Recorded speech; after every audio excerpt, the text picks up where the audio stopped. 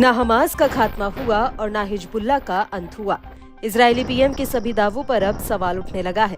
Iran समर्थित proxy गुट front line पर आकर युद्ध लड़ रहे हैं।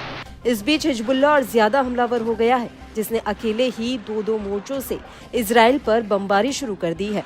खासतौर से उत्तरी इजराइल के बॉर्डर पर अंडरग्राउंड ठिकाने बनाकर इजराइल में बड़ी तबाही की तैयारी कर ली है।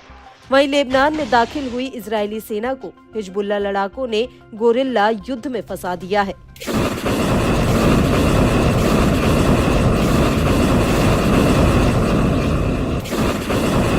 उत्तरी इजराइल पर तबाही का बारूदी जलजला आया हुआ है। इजराइल को प्रॉक्सी गुटों के जाल में उलझाया जा रहा है। नईम कासिम के नए हिजबुल्लाह चीफ बनने के बाद से हिजबुल्लाह के हमले और भी ज्यादा बढ़ गए हैं। उसका पैटर्न भी बदल गया है।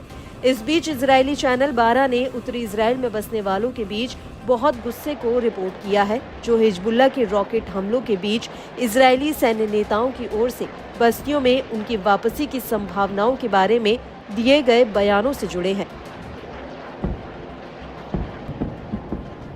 जिसमें कहा गया कि इस लड़ाई और उत्तरी निवासियों की वापसी के बाद भी सुरक्षा और सैन्य संस्थाएं ये गारंटी नहीं दे सकती कि लेबनान से रॉकेट लॉन्च नहीं किए जाएंगे।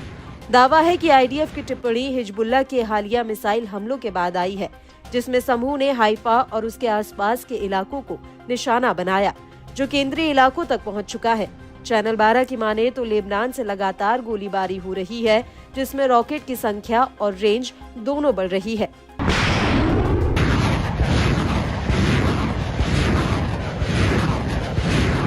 जबकि इजराइल में सैन्य और राजनीतिक दोनों स्तरों के अधिकारी इससे उलट दावा करते हैं, जिसके मुताबिक सितंबर से इजरायली विमानों की ओर से किए गए हवाई हमलों ने हिजबुल्लाह की मिसाइल ताकतों के एक बड़े हिस्से को नष्ट किया है। वहीं लेबनान का हिजबुल्लाह इजरायली पक्ष के सभी दावों का खंडन करता है। समूह की माने तो वे समय समय पर नई किस्म की सटीक मिसाइलों की तैनाती करते हैं, जिनका लक्ष्य उत्तरी इजराइल के सैन्य ठिकानों से लेकर तेल अवीव तक हो।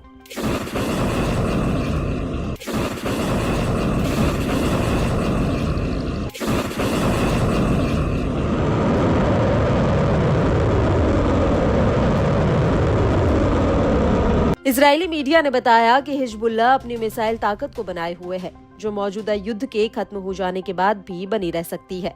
इससे साफ जाहिर है कि हिजबुल्लाह ने इजराइल के खिलाफ लंबे खींचते युद्ध की तैयारी कर ली है।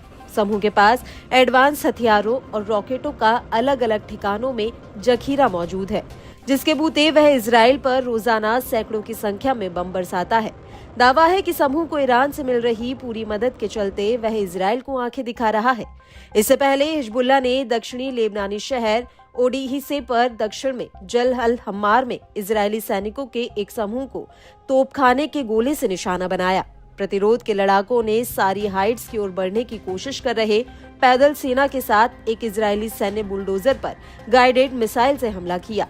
समूह ने पुष्टि की है कि हमले से बुलडोजर पूरी तरह तबाह हो चुका है। इसके चलते चालक दल के सदस्य बड़ी संख्या में हताहत हो गए, जिससे इजरायली बलों को अपना ऑपरेशन पूरा करने में सफलता नहीं मिली।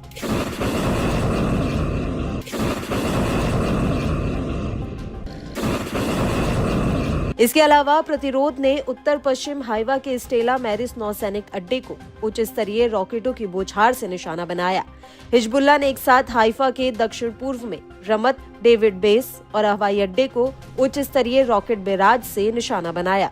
उत्तर में कई बस्तियों को इस्लामिक प्रतिरोध ने बड़े पैमाने पर हमलों की बौछार की। लड़ाकों ने रॉकेट से मिसगाव एम बस्ती में इजरायली बलों के एक समूह को निशाना बनाया।